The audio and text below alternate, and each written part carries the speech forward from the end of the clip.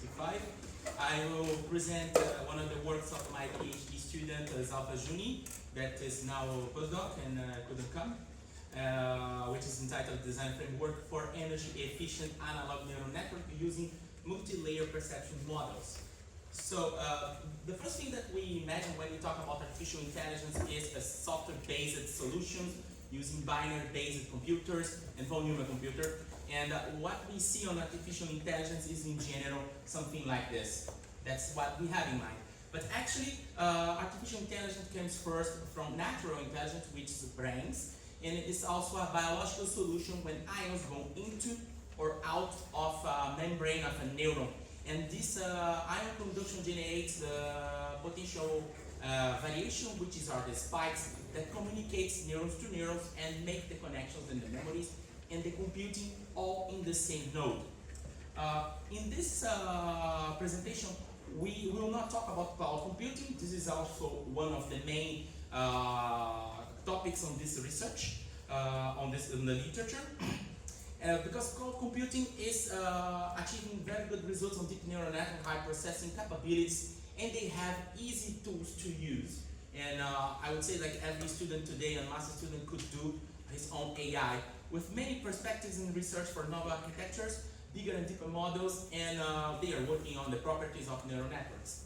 However, what we would like to introduce to you guys is the concept of neuromorphic computing, neuromorphic circuits, and they are actually AI, but not on the cloud, not software-based, but hardware-based. And one of the main reasons is to achieve the Edge AI and real-time computing using artificial intelligence. And the main goal is to have the circuits and the memory and the same node. The perspectives of this research is less silicon area, low power, and high energy efficiency. And that's why we are motivated to go further on neuromorphic computing. Why cloud artificial intelligence is not a so good idea? If you have checked the recent reports about power consumption in the world, we could see that data centers in the whole world, of course, consumes few hundred terawatts hour in 2022. This represents about 1 to 2% of the energy production in the world. And a Google query consumes 0.3 watts per request. Just to give you an idea about these numbers and how much it goes, actually France is the biggest producer of nuclear power plant in Europe, and only nuclear power plant is about 300 terawatts per hour. So actually we need the whole France nuclear power plant to supply data center now. And the main deal is when we include cloud AI and we try to evaluate the energy consumption of cloud AI, for example, ChatGPT model number 4, we see that the queries, each request in a prompt of ChatGPT is about 3 watts hour of consumption. Doesn't look like a lot, but it's actually 10 times more than a Google query request.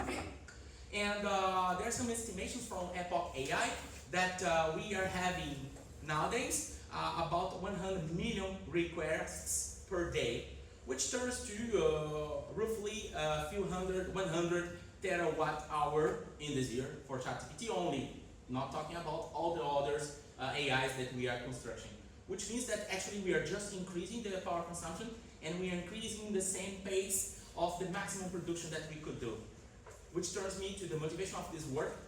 How and why and what could we do to reduce the power consumption? Still doing AI, and that's why my answer is to do AI using hardware.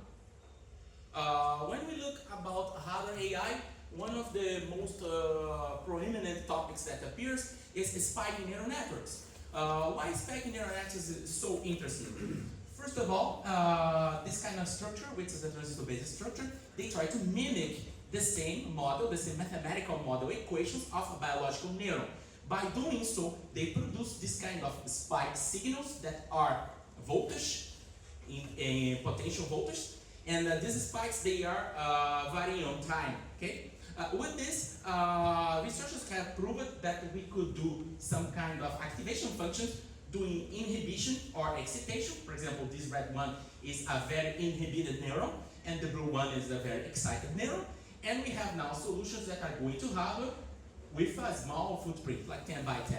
Bottom line, it's a very energy efficient, between 1 to 10 femtojoules per synaptic operation point. This is the number of calculations, synaptic operation point.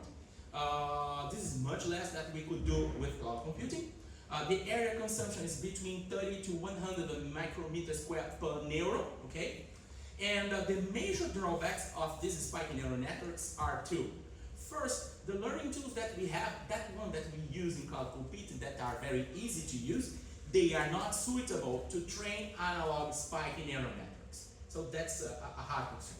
The second one is, at the end of the day, we trained our neural network and it's hard-coded. And the synaptics are actually created in silicon and we cannot change after fabrication.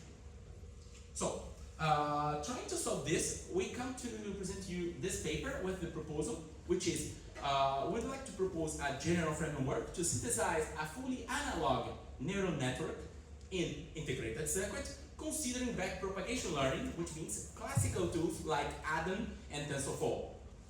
At the end of this presentation, we're going to see is a tool that is integrated in Python, and it uses Python-based tools that are able to tell you how to train hardware to behave as a neural network. And to validate these results, we will use an MPL classification problem that will be tested through cross-layout results. The problem that we have is this one. We have a random point that could be inside or outside of the circle, of this area. And if it's inside, we will detect this as a symbol, a correct symbol. If it's outside, it's not. And we'd like to know which probability is to be inside of the symbol. If you are telecommunication guys, you know probably QAM modulation. It's a quite similar one, so this is actually a 1 bit or just one symbol modulation. But we could multiply this neural network to have a bigger modulation with more symbols. And the final neural network is small as this one. And the probability should be compared to some kind of threshold to determine if the point is inside or outside, waking or not the main radio. And that's the idea of this problem, okay? So, the framework works in this way. There are 3 steps. The first step is we need to extract the hardware MPL behavior. We have run some cadence simulations, electrical level and a post-layout level, and we have to create a model for each neuron and fit this model using a kind of data set. And then we do modeling linear regression, and we get what we call physical informed gains, which means that our AI is a physical informed AI using the database of the behavior of my circuits.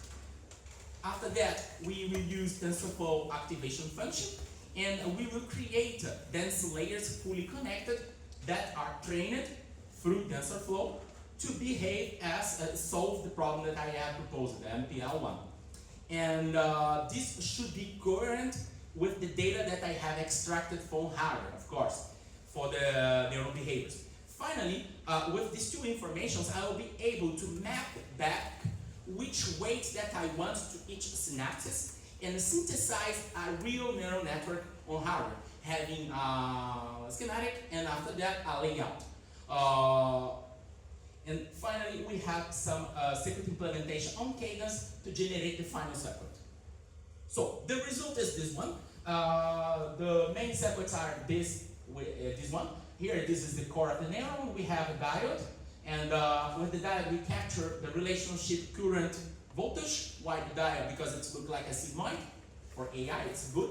And after that, we copy that behavior from blue light side and from red side to create what we call excitation and inhibition, to have positives and negatives weights in my synaptic connection. The tool will build this network for us, and this is actually the hardware neural network. And finally, we found that this problem will be resolved with 10 neurons in 37 synapses. And the layout of the final circuit is this one. To present the results, we have run this training with more than 1,000 samples, circuit samples, and we have to choose the one that has the best trade-off between accuracy, the separation, and the power consumption. The separation is how I am able to separate the points between inside and outside of area, and how I will choose the threshold where I will separate. And if the separation is with a good number, it's easier to separate. If it's not, it's harder to separate. And if we try to increase the accuracy, we actually degrade the separation. You see here the separation is going down on the blue, and the power consumption is going high. So the trade-off that we chose in this paper is to set up something closely to 80%, 88% like here, and which will here be in the best for the separation and not so good for power consumption, but in a descendant position, not in the maximum of the power consumption.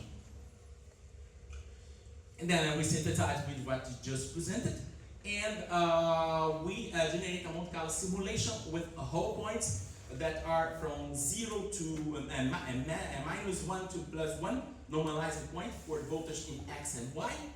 And we calculate the output current that is presented in this curve here. So this is actually an inference prediction of 1,000 points.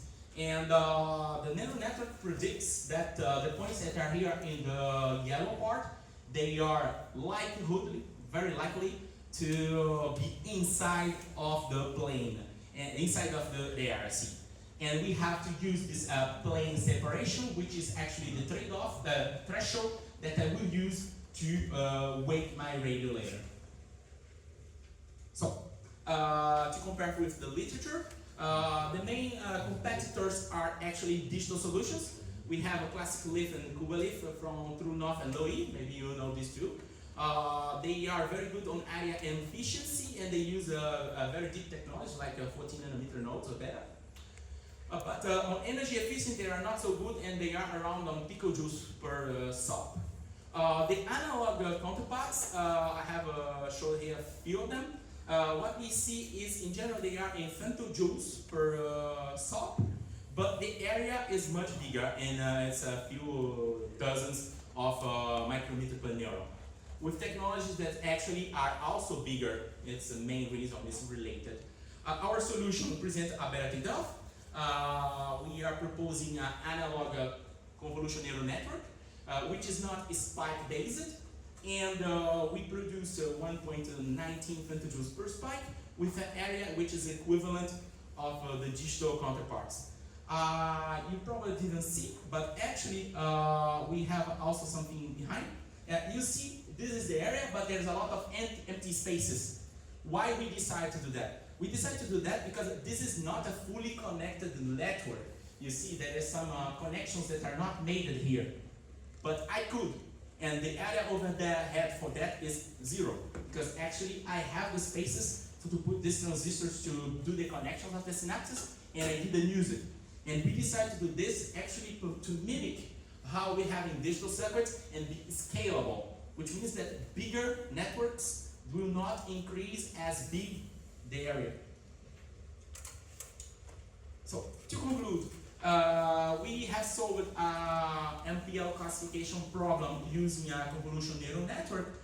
We have found 10 neurons and 37 synapses using TensorFlow and Adam training classic tools for an accuracy of 88%. The power consumption of this circuit is 1.5 nano-watts, and the average time for inference is 29 microseconds. The main advantage of this approach is sustainable AI. We turn back to a better figure of merit on amount of energy consumed by request, and we are using the physical informant AI that correlates Adam TensorFlow training and electronic design automation to synthesize the circuits automatically. The main drawbacks is we only presented a simple problem, a classification problem. Still we have some margin to improve. And with a few neurons, not like a full ChatGPT 4.0 deep neural network. because at the end of the day, this is actually was a PhD student, and this layout was still drawn by hand. So we have a few opportunities on our team. Thank you for your attention. If you have any questions, I will be glad to answer. And please contact me if you want to know more about this research.